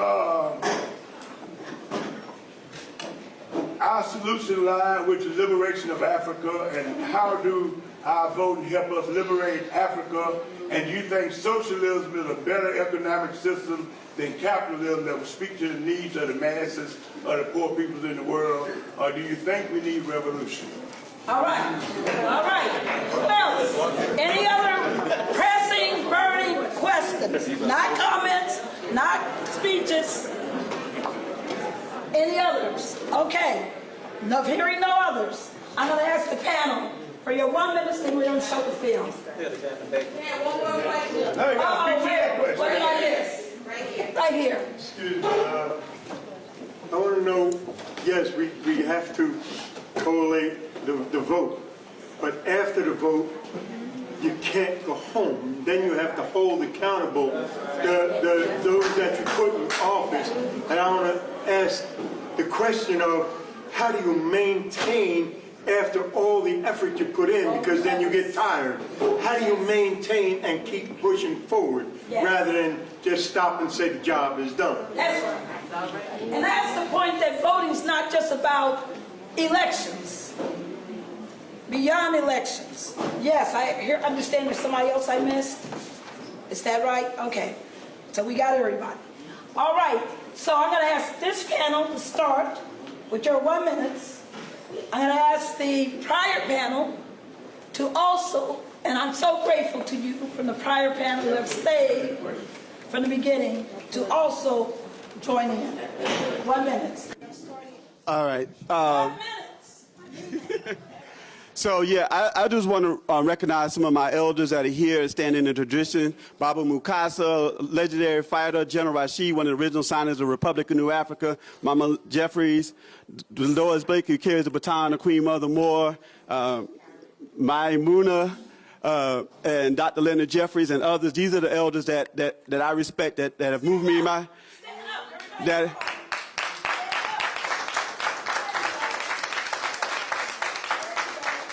So in closing, we're continuing this reparations conversation. You can meet us at the African American Museum, the Ancient African Museum on Water Street at 3:30 today, right before we induct Comrade Worrell into the Hall of Justice. And you can find out more how to get involved with the reparations movement in Cobra.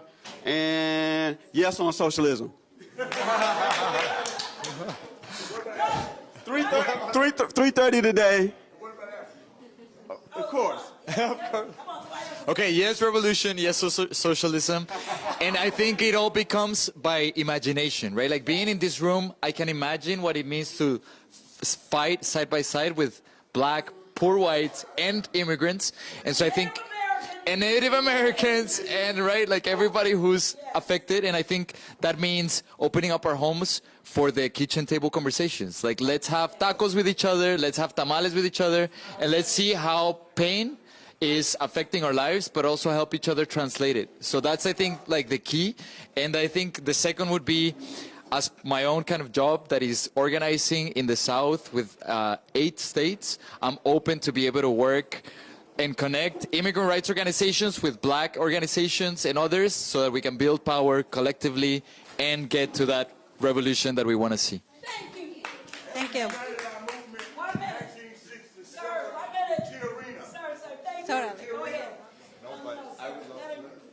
Okay. Well, you know, just following and honoring our elders, I want to say hello to Mr. Rashid, General Rashid. We worked together back in Florida, so I'm so glad to see him over here.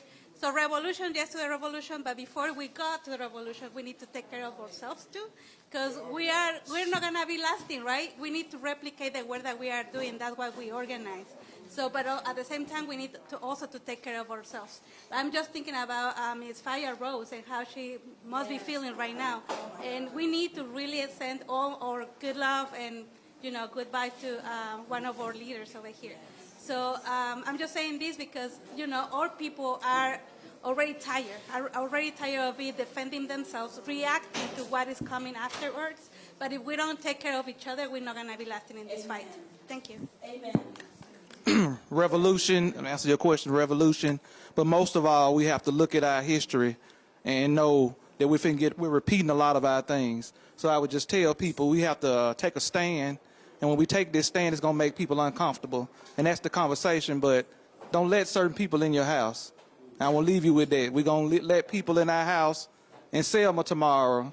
And we know what they're going to do when they take it back. So it's our job, everybody in this room, to go ahead and hit social media and call these people out. And we can't be afraid because they call us out. Why don't you call them out right now then? All right, now go ahead. All right, Marcia. Go on, Marcia. So one of the things that I want to lift up that was mentioned in the first panel briefly is the census. Yes. This is about political power and economic power, and they're trying to stop the participation in the census. And one concrete way of doing that is, are they going to use the total population or only certain populations to determine what electoral districts look like after 2020? So please pay attention and engage in the census. And we also need to stop organizing around elections and organize about what we want our democracy to look like. And it's not about a particular date. It's constant organizing. All right now. Hello, everyone. Just want to thank Ms. Barber for this opportunity and Dr. Karen as well. It's been an honor to be amongst you all today. As my fellow panelists have been mentioning, organize, organize, organize. And it is important for us to come up with some type of agenda to present to the candidates so that they meet our needs and hold them accountable throughout election once they are voted into the White House, Congress, etc. So that's my main point. What about revolution? The first thing I would say, this is Joe Drayton, President of the National Bar Association, is when we talk to politicians and when we talk to corporations, we need to ask them to stand with us on issues as fundamental and sacrosanct as the right to vote. That should be easy. Use us, the lawyers, to help you identify the implications of a vote. That's a nonpartisan issue. The federal judiciary is under attack now because of the vote, right? And that's an implication. So we should get out in front on that. We advocate, we advise, we counsel, but we gird you. That's our responsibility. So strategically partner with us. We have many strategic partnerships, but in this room, I know we can have more. When we have that, you will ignite your lawyers to stand with you, go into the areas where you go, where you think we don't travel, we'll be there with you. Yes to the revolution and all. We have our booklet, it's our toolkit to teach you how to go inside, organize, and get people to vote out of jails.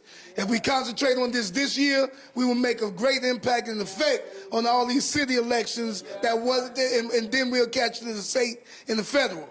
One thing I want you to remember real quick is the fact that 98% black women, say 98%. 98%. Black women, 93%, say 93.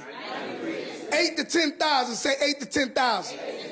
98% black women, 93% black men, 8 to 10,000 formerly and currently incarcerated people changed the 25 rule in Congress and got Doug Jones in office over Roy Moore. Okay? So this is something that we could do. Real quick to stay in my minute and stay in order, I got to add this. When you got Barber and Juan and you got Rose Sanders on the phone for a national gathering called the 54th Jubilee Anniversary, and you got Karen Jones on there along myself and Rodrigo Russo over there that got to make an announcement, that had to argue and fight for us to do that backwards march and for us to do that lay down tomorrow, we are in the right place at the right time with the right leaders. How people get that is by getting in touch with this young man here with the pretty hair. That young lady there in the pretty blue dress, or either get in touch with myself, the vice chairman of the Prodigal Child Project over there, raise your hand, and Jimmy Daughtry over there. Y'all could get it, y'all could call us, we could come to you, and we're gonna ask Tanya, where's Tanya at, to help fund us. Brother Albert is taking down your name. If you want to get signed, get on the sign-in sheet, and we'll come teach and train you. We do it for pastors and preachers, but we need you. Excellent. Thank you. And everybody should know that Kenneth Glasgow is no joke. He brought the lawsuits that opened up the possibility for people to vote. Thank you, Kenneth Glasgow. And to piggyback off of Mr. Glasgow, if you don't think that voting rights are under attack here in Alabama, I want to read you a direct quote from the Daily Beast from our Secretary of State, John Merrill. This is what he said, and I quote, when asked if he wanted to inform previously incarcerated people about the voting rights, this is what he said: I don't see any reason to contact them directly if we're already reaching the entire population. That's a direct quote. Spent $3 million. $3 million to fight against giving information to people about how to restore their vote. $3 million to fight against giving information. Okay. Yes. Austin Turk. Hi, everyone. If you missed the previous panel, I'm Austin Turk, and I helped organize a lot of millennials. Speak loud. Okay. Is this a little better? Okay. So to help organize a lot of millennials in the midterm election of Senator Doug Jones from a historically black college university in the state of Alabama. What I can say is, to the man who asked the question about how do you deal with people who get tired, I often think of the quote that says, to be woke and black in America is to be in a constant state of rage. And if you're in a constant, and if you're in a constant state of rage, there is no way you can get tired.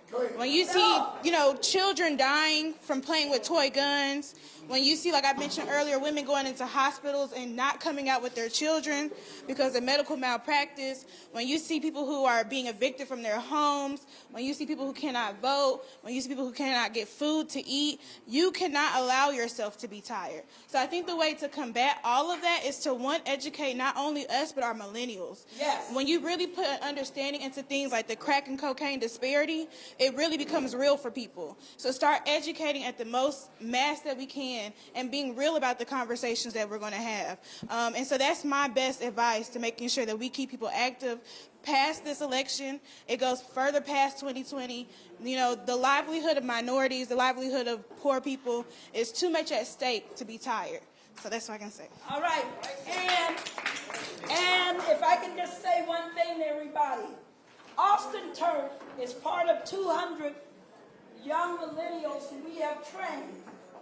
My organization puts on Millennial Votes Matters trainings, where we do nothing but bring millennials together, and we spend intensive days training so that they can go out and be an Austin Turk and register hundreds of voters and get them to mobilize a turnout.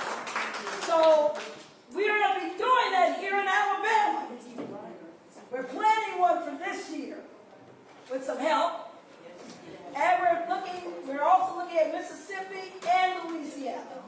So we know where work needs to be done, but if you want to work on that with us, let us know. And come on, Keisha. All right, well, first of all, I want to humbly apologize to my brother, Reverend Kenny Glasgow. No, I just got to say that for, you know, the just phenomenal, groundbreaking work that you've been doing in Alabama and other formerly incarcerated people for years and years and years. So I just want to close with a quote from, you know, our brother, we all know who it is, but he said, if there is no struggle, there is no progress. Those who profess to favor freedom, yet depreciate agitation, are those who want what? The crops without plowing up the ground. They want the ocean without the awful war of its waters. They want the rain without the what? Without the thunder and lightning. Frederick Douglass said this struggle may be a personal what? Or political one. Y'all help me. But it's got to be a struggle because he said power concedes nothing without a demand. He never did and it never will. Thanks. All right now. So is the video ready? Hey, this is a picture of myself and Martin Luther King. Okay. When he marched across the bridge, I was right there with him. And now it's time for us to keep fighting and organizing. All right. Because we're still in slavery, and this country still commits crimes against us. We need to organize like never before, and it's not just happening in Selma, but it's happening all over the world. In Libya, in Venezuela, the United States is bringing the nation. And thank you very much, Queen. Thank you very much. Black power to everybody, but remember we must get organized. All right. And I was down here 50 years ago with SNCC, the Student General Coordinating Committee. All right, thank you. Thank you, brother. Thank you. First of all, to our panelists, panel 1, panel 2, to all the great information you brought, to all the work you do every day, to all of you in this room, so many of you who are powerful, doing amazing work. You all could have been on this panel. You all have so much to bring. We want to thank you. Thank you. Is the video ready? And can everybody give the panel one more?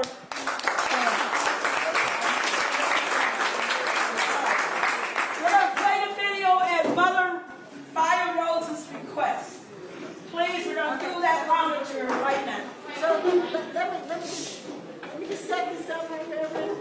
I know several of you in the room. I just wanted to, in the honor of Fire Rose, and since we're in the Hank Sanders building, this little video that we shot during Doug Jones' Roy Moore, it shows all, as Barber said, the racist voter suppression. I come from California, and I was shocked at what I saw. But this is a film that I did, and Russell, the cameraman back there, and basically, this is your smoking gun. Watch it happen. Oh, and it's a little bit cut off because we can't get it to be a rectangle. Let's roll the film. Well, this audience has been wonderful. We're way over. Let's roll the film. And remember the Democrat part of the Republican Party. Don't give us nothing for our vote. We got to demand. Where's the sound? Where's the sound? Sorry.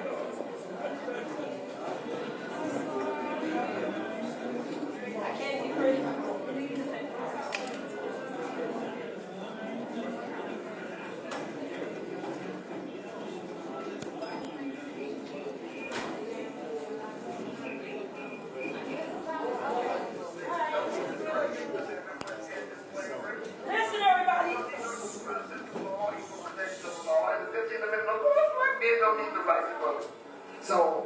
me, it is a vote and die election.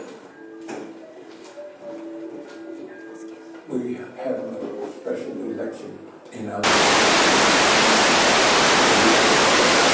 and to make sure that we get every vote out in spite of whatever obstacles there are. I'm hoping that I don't have any problems voting today. Like many of the people that I know in this area, they've been sent to 2, 3 different places and still have not had a chance to vote. I say right down the road. Well, I gotta go way across town. I live a block from here. Why am I going to 5 different locations? It's almost like they don't want us to vote. One of my coworkers had a problem with her ID this morning. They told her that she wasn't the person on the picture. Voter suppression is a very serious problem, and it comes in all kinds of ways. And she said, this is me on the picture, this is my name, and I came to vote. When they require photo ID, the groups that it hurts the most are the poor, the old, the minority. That hurt the poor people because many of them don't have cars and therefore don't have the photo ID. Many people actually give up. I think it's a way to discourage people from voting. I think it got a little worse today because they were trying to sabotage it. Several years ago, I went to the poll to vote, and my name was not on the polling roll. I said, not only have I been a voter, but I'm a member of the Alabama State Senate.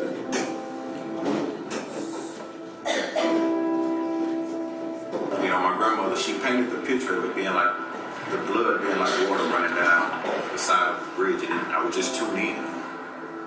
Whenever we went on March, they would say, get the nigga lovers first, then get the niggas. They beat us up. To be in Selma, Alabama, the birthplace of the civil rights movement, we won a major victory. People lost their lives for this victory. Priority number 1 should be vote. People gave their lives, black and white. Young and old gave their lives to support voting rights.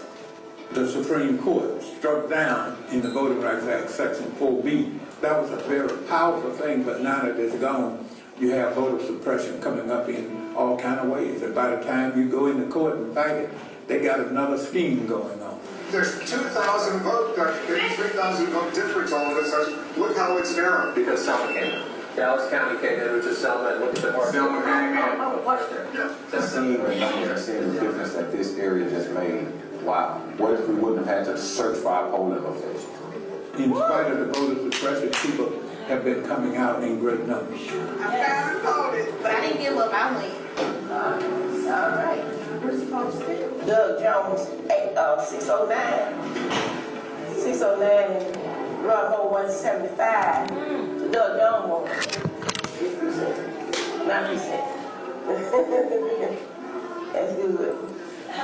We have people like in the past, like Martin Luther King, and we have marched, and we have gotten to the point that we can actually come and vote and have a voice in the world. We have people that actually died to have the right to vote. I think that you have to always kind of moderate your excitement. We cannot even think that it's over. This fight is just beginning. All right.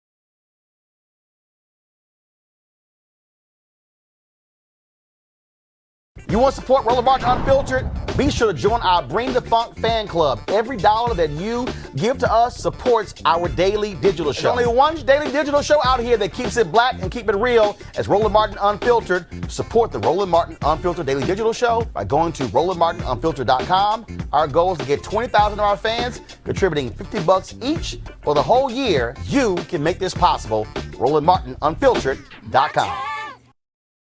You want to check out Roland Martin Unfiltered? youtube.com/Roland S. Martin. And subscribe to our YouTube channel. There's only one daily digital show out here that keeps it black and keep it real. It's Roland Martin Unfiltered. See that name right there? Roland Martin Unfiltered. Like, share, and subscribe to our YouTube channel. That's youtube.com/Roland S. Martin. And don't forget to turn on your notifications so when we go live, you'll know it. Hey fam, want to check out Roland Martin Unfiltered, the blackest show on all of digital, cable, and broadcast. Check out our audio podcast. There's only one daily digital show out here that keeps it black and keep it real. It's Roland Martin Unfiltered. Press play.